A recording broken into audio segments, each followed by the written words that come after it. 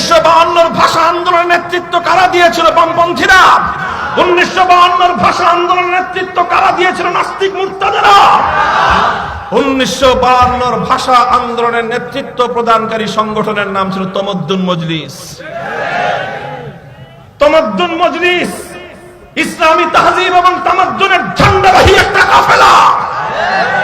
52 ভাষা আন্দোলনে রক্ত দিয়েছিল কারা? আব্দুল সালাম, আবুল বরকত, রফিকুল ইসলাম, আব্দুল জব্বার, মুসলমান মায়ের মুসলমান সন্তানেরা।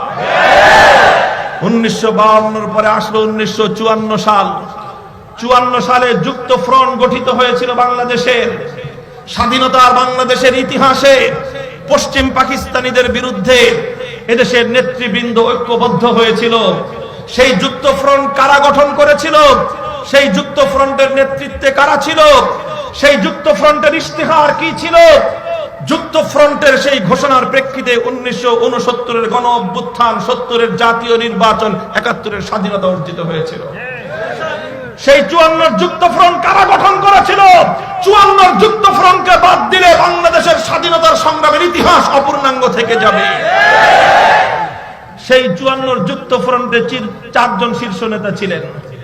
4 জন শীর্ষ নেতা, 2 জন জেন্টলম্যান, 2 জন মৌলভী সাহেব।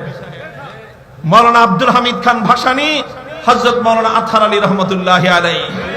শেরে বাংলা একে ফজলুল হক হোসেন শহীদ সোহরাওয়ার্দী।